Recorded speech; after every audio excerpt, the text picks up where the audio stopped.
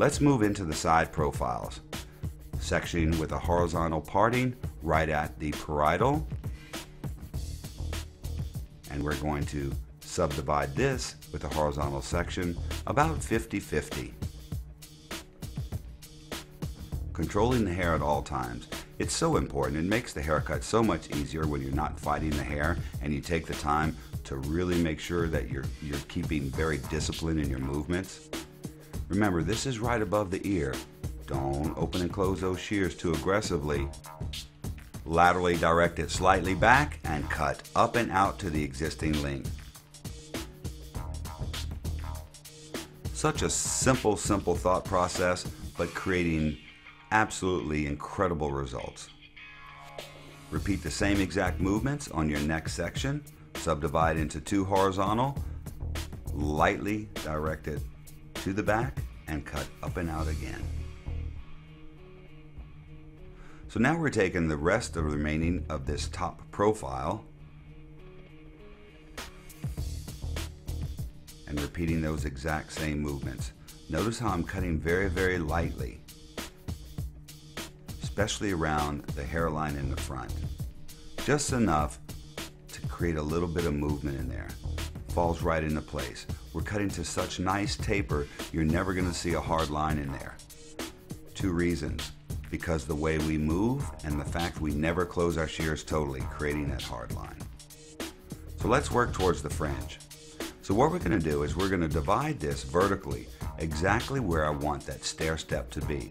And that's what we'll be creating, is a shorter curved feel on the left side, or the right side actually, of her face. Then we're going to move into a hard, solid geometric feel. Now pay close attention. We're keeping the hair flat in our hands, and we're going to twist the hair, only making one side travel and the other side travel slightly to the other side. We're going to cut this backhanded, and we're cutting from shorter to longer. Open and closing our shears, creating that texture.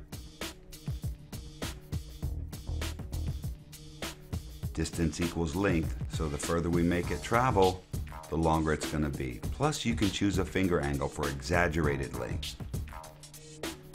Now, I cut this longer on purpose because I wanted to do this again for you. Twisting it, making one side travel further than the other, and making sure your work area is really nice and clean and you can see exactly what you're doing. Cut from shorter to longer.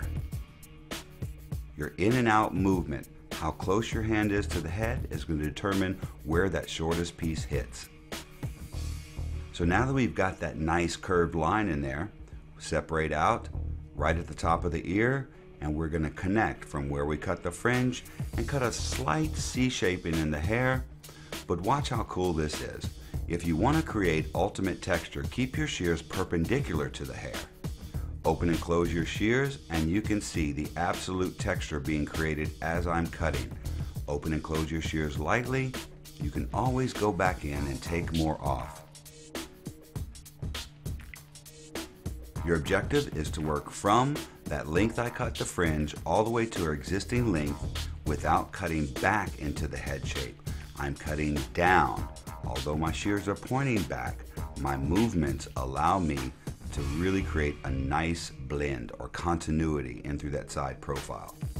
So now we're going to go into this next section of the fringe. We want to see a hard visual line. You're going to hold it down in its elevation. If you want to see some slight graduation like I do, notice I'm elevating slightly and I'm following the line of her brow, which means it's coming from shorter towards her nose to just a slight tad longer towards the outside of the brow. So now we're going to create another little step from the top of the ear forward. This time the line's going to follow the jaw. We don't want to see a lot of graduation here. I want to see more of a solid visual line. So no elevation, no lateral movement. Decide your in and out movement, the length of her jaw, and cut. How easy is that? I don't have to take lots of little sections. If I'm going to bring it all to one section, cut it. As you can see, nice arched feel over the right eye, going into 2 different steps of geometric. So let's connect this section right above the ear. Notice I've separated at the corner. I'm combing everything straight down where it lives. I'm looking for my guide that I just cut at her jaw. Again, keeping my shears parallel to the hair, creating that exquisite texture that runs from the bottom of her ear or her jaw all the way down to her existing length. I know this is going to be soft because that's the way that I'm moving. Comb all the hair, make sure it connects. Looks great.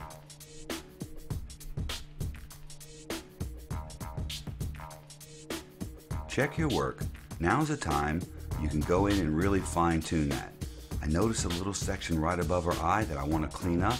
I'll just go in and with the tips of my shears, clean that up a bit, still keeping it soft. Look how great that looks. As always, go in, look at your haircut, fine-tune it, take care of any little bit of discrepancies you see, make it your own. That's the difference between good and great. She looks fantastic. I really like this. It's going to look fantastic. This is our long version of our metric squared collection cut. Again, we went with the stronger geometric fringe in the front, accented by a darker underneath color from the blonde on top, really framing her face and really making those geometrics pop. In through the crown area, it's a really softer, rounded feel, moving into very broken, piecey texture. As you saw, we worked inside and out. I think it's going to be a great combination of textures. I can't wait to see it styled. I would really enjoy it if Ian would come out again and style just like he did the last haircut, because he was fabulous at doing it. So, hey Ian, how are you? Good, Rafe. What we're going to use on her is actually from our short sexy line, Just Gelling. It has a shine factor of 6 and a hold factor of 5. What we did is we sprayed from roots to ends, combed it through. We're going to go ahead and blow dry this with soft lift through here, really bringing out that perimeter, bringing out that shape, and bringing out that strong fringe. I'm going to have a blast with this one too. This looks phenomenal. Great point of interest in through the front, the darker colored hair underneath really accentuating the geos, soft torn texture, smooth crown, everything that I was looking for. What a great way to create a design. I hope you have fun with this.